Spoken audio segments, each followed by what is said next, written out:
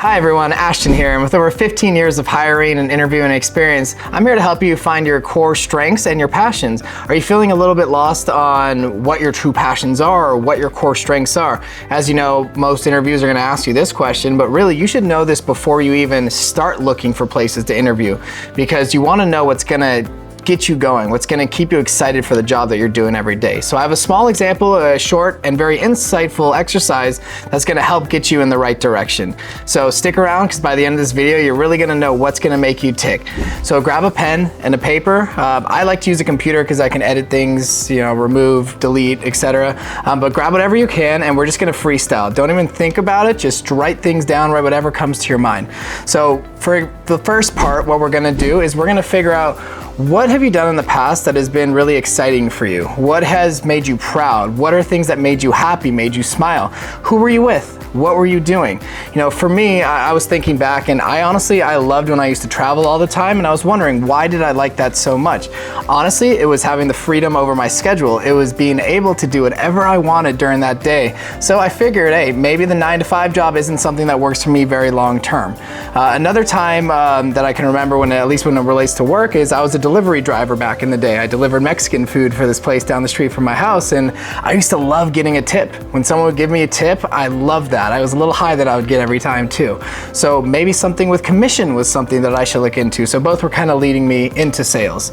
Also, I look around and I'm wondering, what else do I like? I love being lazy, to be honest. I love sitting on the couch doing nothing. So that goes to show me, hey, maybe I should look into a career where if I create something like what I'm doing with my ebook or what I'm doing right now, record it one time, twice, well, this is probably my 18th time recording this specific video, but I knew that I want to create something that I can move on and not spend a lot of time during my week on. So that's where the entrepreneurship area came from. First part is figuring out your passions, figuring out what you like. Start looking and seeing if you're developing any sort of trends, or if a few key themes keep popping out at you over and over. You're going to want to make note of that, because that's going to be important. Next, what we're going to do is try to find out your strengths and your weaknesses as well. A good way to do this is just think. For me, I was looking around my room, I noticed how clean it was, and I thought to myself, I am very clean, I am very organized. So organization would be one that I would put.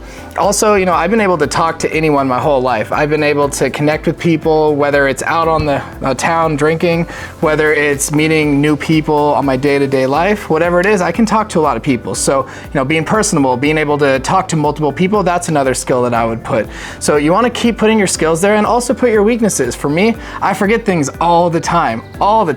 So what I started doing years ago is I would write down things so I would stop forgetting them. And come to realize that by doing this, I ended up getting even more organized. People thought I was way more on top of my stuff than I really was, because I would remember things from weeks ago, but I don't actually remember it, it's written down. So, again, multiple, being able to keep track of multiple projects, multiple requests, multiple, anything that's going on, that's something I would put down as well.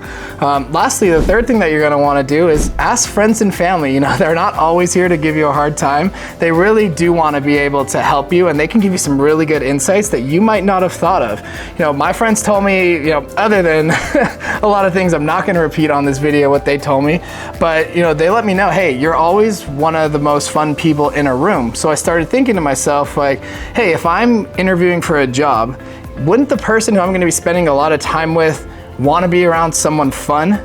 So, those are things that I would start building up those qualities, those characteristics as well. Thanks for hanging with me today and starting the journey to uncover your strengths and your passions. I go much deeper than this in my ebook, the Interview Playbook. It's where we have all sorts of tips and strategies on how to not only determine where you want to go with your career or how to start, but also about 20 chapters that dive into different aspects of interviewing and everything you're going to need to know from start to finish. So, again, to recap this video that we had today, make sure to write down all of your passions, all the things that have made you happy. Then you're going to want to also list out all your skills, all your strengths that you have as well from your memory and what you think, but as well as feedback from your friends and family. So again, if you liked the content today, subscribe, hit the link in my bio, get your copy of the Interview Playbook today, and I look forward to helping you out on this journey.